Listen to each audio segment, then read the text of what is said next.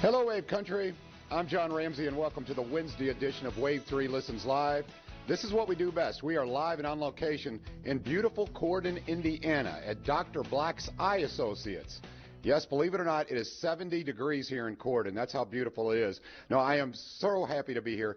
This office has a real happy vibe to it. People here are real positive. The sun is shining. And I have with me the man who I thought started it all, but he's going to correct me here. Dr. Pat Moss is with me now, and he's a doctor of optometry. Dr. Moss, welcome to the show. Thank you. All right. I came to you, and everyone told me, Dr. Moss, he's the guy who started it. But you said almost, right? It goes back another generation. All right, tell me a little bit about that. Well, my father served in World War II, and thanks to the GI Bill, was able to go to optometry school. He came to Corydon in 1949 to establish his practice of optometry. So it wasn't until 1974 that I joined him. I had graduated from optometry school, spent 3 years in the Air Force as a base optometrist, and joined him in private practice in '74. So I'm the second generation, All right, actually. There we go. I want to get the history right.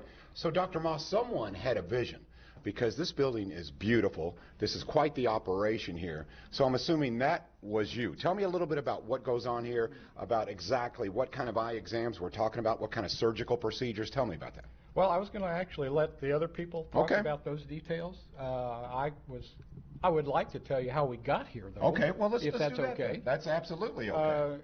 As I said, I joined my dad's practice in 1974, but when Dr. Black came to New Albany in 1983, I immediately started sending patients to him, referral basis for cataracts and medical treatment and that type of thing, and we established quite a good relationship. It wasn't long before he actually thought it would be a good idea for him to come and spend a couple of days a month in my office. So it turned out really well, and a couple of years later he told me he had this vision of establishing a group of offices as his being the core for the referral basis, and so I became the first satellite office with Dr. Black. However, I was still independent. 5 years ago it became obvious that I needed an exit plan, but I had a couple of caveats. I was most interested that my staff would have an option, a place to work if they wanted to continue. I wanted to be able to work a couple of days a week if possible, but I wanted to make sure my patients got the kind of care that I felt like I had given them, and I wanted that to continue. Fortunately, I'd already had a relationship with Dr. Black for 30-some years, so it was a perfect way to meld our practices together. I knew that when he took over, that these things that I would like to see would continue. And even better, knowing that Drs. Pugh, Dr. Chris, and Dr. Jessica would continue that for many, many years into the future. See, that seems like a natural partnership, because you earned each other's respect. You, as you said, you referred business his direction. He probably did the same when he had someone who had needs that you could cover. So to me, that makes perfect sense to me for this partnership. What do you enjoy most about being an optometrist? Well, that's interesting. I think the obvious answer is that there's a great deal of personal satisfaction in being able to help someone to do something for them. I think all of us in the service industries are like that. But the thing that I enjoy most are the personal relationships with the patients, getting to know families. I have seen 5 generations of one family, watched these kids grow through the years, seen people become physicians. I had a patient that I fit with contact lenses many years ago who actually became an ophthalmologist and is standing back in the hallway somewhere here as Dr. Jordan.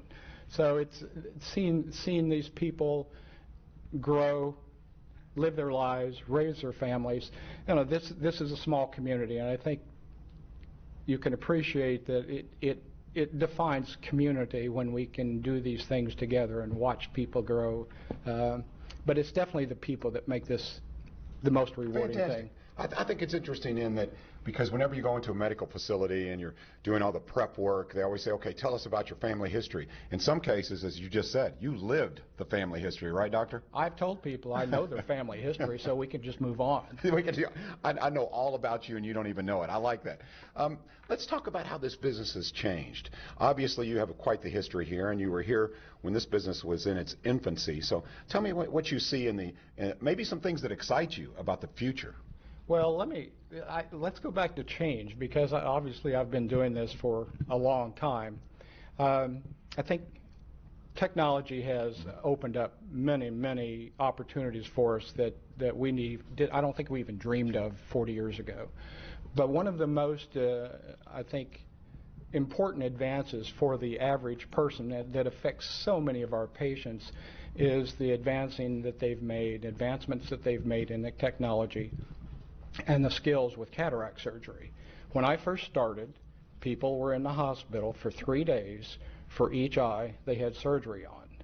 After about 6 months, they'd healed up enough that we could probably get them a pair of glasses, which were like Mr. Magoo glasses, and they were difficult to wear. Now I have patients that will go in for their cataract surgery. They come back the next day for their follow-up visit, and they said, you know, after they finished my surgery, we went out to eat because I couldn't eat before the surgery. So that's a tremendous change compared to what they used to have to go through. But the technology has allowed us to do so much more in diagnostics and to be able to be proactive with diseases, especially something like macular degeneration, which usually wouldn't manifest until a patient was in dire trouble with their vision. Now we can be proactive and do things to slow the progress and hopefully keep them driving, reading, being able to see their grandchild's face.